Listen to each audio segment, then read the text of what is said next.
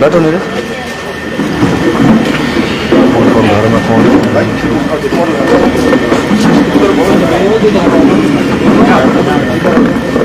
इधर बैठा दो।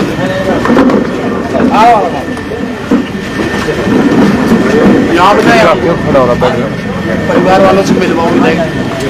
परिवार वालों से कौन है? माता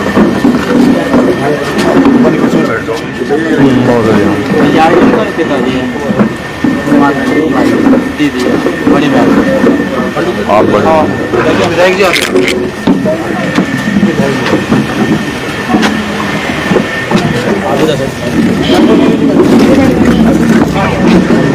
अब क्या क्या हो रहा हुआ इसमें अभी ये बताऊँ।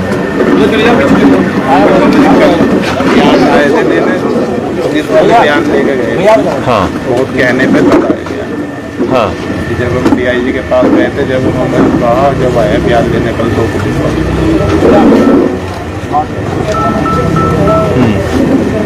अभी इसमें पकड़े गए एक ही पकड़े गए। और नेम्ड क्या है इसमें? नहीं मुझे अभी कैमरे भी सही से चेक नहीं हुए सर। कैमरे वहाँ पे लग रहे कैंट में भी चेक नहीं हुए ढंग से। गोल कैमरे चारों तरफ से वो करते हैं वो भी चेक नहीं हुए। हम गए थे वहाँ पे, उन्होंने ये कहा पुलिस वेरिफिकेशन लाओ जब दिखाएंगे। वेरिफिकेशन कौन सी? पुलिस थाने से मतलब लिखवा के लाओ लेटर। हाँ मिलिट्री वालों ने। मेरी जरा इंस्पेक्टर कंकर खेड़ा से बात कराना।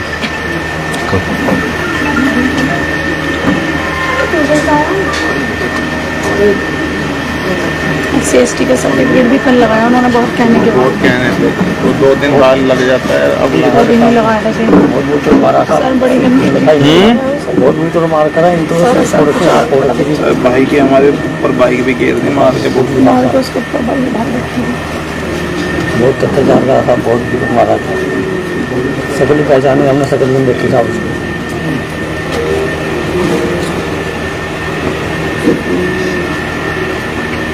इसकी बाइक है विपिन की,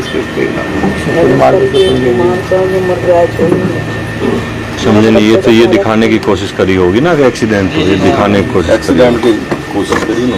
ये तो बहुत बड़ा खेत है जहाँ पे हुआ है ना, ग्राउंड है मिलिट्री का था। एसओ की बताया कि सही नहीं थे। जैसे एसओ आया था ना, हम यहाँ पे सब कह रहे थे, विरोध कर रहे थे। ये बताया था नए नए उनको मुकदमा लिख दूंगा, इलाज कर दूंगा। कौन लिख रहा मुकदमा? एसओ कंकर खेड़ा था, जितेंद्र सिंह है जी। ये कह रहे सर अब कहीं जाने की जरूरत नहीं है, फिर अपना काम शुरू करना। कहीं अगर अब आगे जाओगे तो फिर वो बिगड़ेगा आपका केस। धमका रहे हैं मतलब जाते हैं तो वहाँ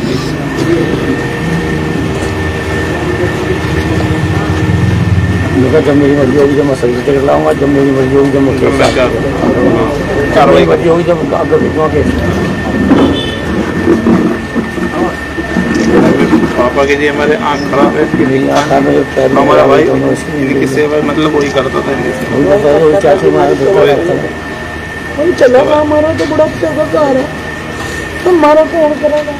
बहुत बड़े हमारा साहब होना भी वही बना कर दे तो क्या पड़ेगा। 35 साल का ही था सर उसे, उसकी एज भी बहुत, कोई ज़्यादा एज भी नहीं थी उसकी। और जिन्होंने मारा जी उनके काम सारे इलीगल है, पूरा धंधा अवैध चला रहा जी। अवैध ना तो कोई उन पे काम डिग्री है, डिग्री है जो काम कर रहे हैं डॉक्टर का है, उन पर कोई डिग्री में नहीं, बिना उसके उनकी वो चल रही दवाई। अगर दवा खाना चला सरकार को बंद कर दो। कह रहा तो ये तो जांच का विषय है, जांच करके करूँगा। हेलो, अरे जितेंद्र जी मैं यहीं बैठा हूँ तुम्हारे यहाँ कंकर खेड़ा क्षेत्र में। भाई क्या हो रहा है इस केस में अभी तक, क्या चल रहा है? हाँ नहीं तो CO तो तुम्हारा ट्रांसफर हो गया, नहीं रिलीव हो गया, रात हो गए रिलीव, मुझे पता है। हैं?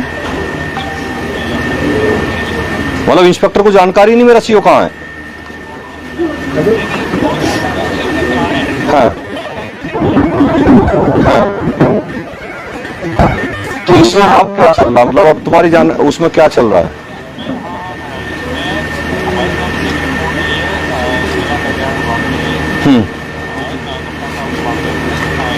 कार्रवाई भी सर अज्ञात में लिखी है। अरे यार पैसा मिलेगा, मारने वाला पकड़े गए सब। तो एक ही बात लिखी है। वीडियो फुटेज निकल गई कैमरों से।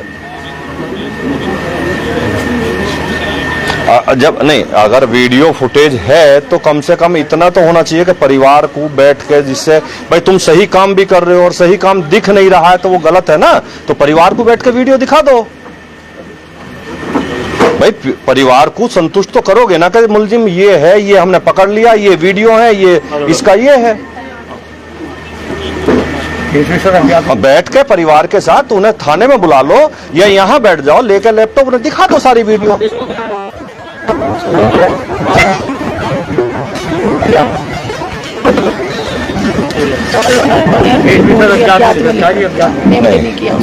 नेम्ड नहीं, ऐसा नहीं, नेम्ड नहीं करते तो जेल कैसे जाता है?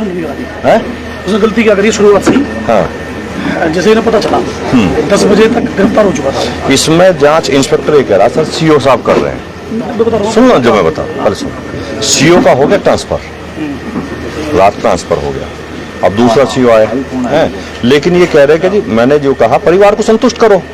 भाई परिवार तो संतुष्ट होना चाहिए ना कि साहब हम अभी तो उसमें लग रहे थे वो जन कल्याण विभाग में वो पैसा रिलीज करा ले। मैंने कहा पैसा रिलीज तो बाद में भी हो जाएगा, पहले न्याय तो मिले, पैसा तो हो जाएगा रिलीज। तो उसका कहना यह है कि साहब मैं वीडियो सारी हमने फुटेज निकलवा ली है, सारी फुटेज लेके मैं परिवार के साथ बैठता हूँ और परिवार को सारी फुटेज दिखाते हैं कि मारने वाले ने कहाँ मारा, कहाँ ले गया, कैसे किया, उससे क्लियर हो जाएगा ना किसने मारा। शुरुआत से क्या किया, तालिब गिरफ्तार हो चुका था, किसे बुलाया थाने, इससे अज्ञात मुकदमा कायम करवाया। पहली गलती तो उसने यही की।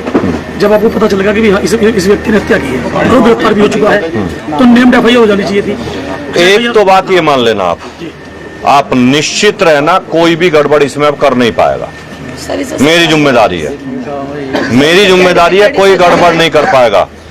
और जिसने ये कुकृत्य किया है, मैं आपके साथ खड़ा हूं, सरकार आपके साथ खड़ी है, समाज सारा जो खड़ा है ये आपके साथ खड़े हैं।